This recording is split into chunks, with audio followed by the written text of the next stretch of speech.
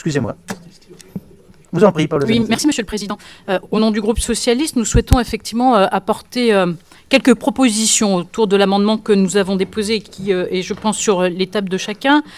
concernant en tout cas les modalités d'intervention, non pas le rapport qui nous est proposé, mais les modalités d'intervention. Vous l'avez dit, l'importance de ce pacte de ruralité récemment voté, qui vient en complément des aides de l'État dans notre région, les chiffres ont été rappelés, je ne les évoque plus, se doit d'être ambitieux et avant d'être ambitieux, stratégique au vu des enjeux de celui-ci que nous partageons.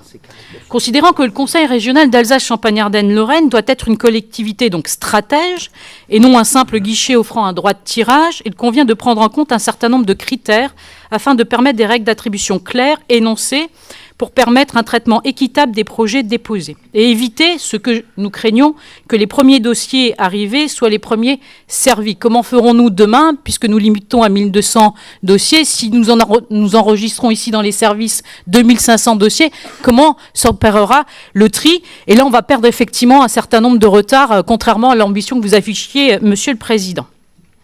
Considérant que cette aide puisse être cumulable avec des aides des autres collectivités ou de l'État, mais je viens de noter le bémol que vous venez d'apporter dans votre propos et qui me pose effectivement un problème et qui justifie finalement l'abstention qui a été la nôtre sur le dossier évoqué tout à l'heure de la commune de Bustes. Faut-il écrire noir sur blanc dans ce règlement d'intervention que les aides puissent être cumulables ? Considérant que ce dispositif puisse être mobilisé pour des projets de petite ampleur financière, il convient de pouvoir moduler le taux de l'aide régionale jusqu'à 40% en fonction du coût du projet, tout en gardant un plafond de 20 000 euros. Considérant enfin que le montant alloué de 23 millions d'euros pour ce dispositif pourrait être très bien ventilé différemment sur plus de 1200 projets, ainsi il convient de supprimer ce quota et d'ouvrir ce dispositif à un nombre de projets indéterminé dans l'enveloppe initialement prévue. Puisque cela a été rappelé par Madame la Présidente, les chiffres évoqués, 1200 communes sur les 4832 que nous comptons en dessous de 2500 habitants, c'est un tiers des communes qui pourraient être effectivement accompagnées et donc il y aurait ce sentiment d'injustice puisqu'on ne saurait expliquer sans règle claire les motifs de rejet des différentes attributions que nous aurions pu donner. Les propositions de modification que nous formulons dans l'annexe modalité d'intervention, à la fin du premier paragraphe, au chapitre « Pourquoi ?», nous proposons d'ajouter « étant entendu que cette aide soit cumulable avec des aides d'autres collectivités et ou de l'État ». Dans le chapitre « Combien ?», nous proposons de modifier la phrase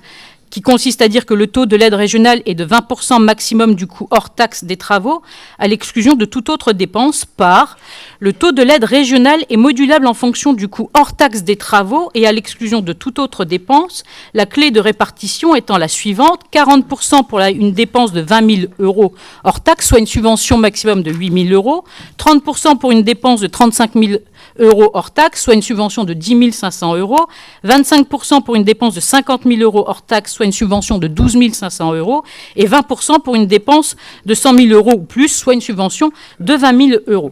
Dans la rubrique enfin « Comment ?», nous proposons de modifier la phrase suivante. Les projets seront soutenus en fonction de leur intérêt régional après approbation en commission permanente du Conseil régional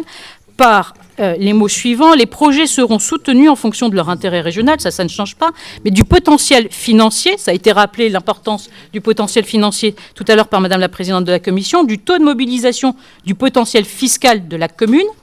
de plus, ces projets veilleront prioritairement au maintien et au développement des services à la personne ou à l'amélioration du cadre de vie. Nous savons très bien que la difficulté du monde rural, c'est bien de pouvoir développer des services à la personne pour maintenir leur population, pouvoir bénéficier d'accueil périscolaire comme nous avons, de centres de santé aussi. Et donc, je crois qu'il faut cibler, puisque nous savons qu'un certain nombre de projets existent dans chacune de nos 3 anciennes régions qui sont prêts à démarrer, puisque nous en sommes bientôt à l'élaboration des budgets communaux. Donc, ça va être effectivement là, Monsieur le Président, des projets qui sont quasiment prêts. Et je crois que si on arrive à clarifier ces règles, ça sera plus simple dans le travail que les services auront à exécuter. Et moi, je le dis,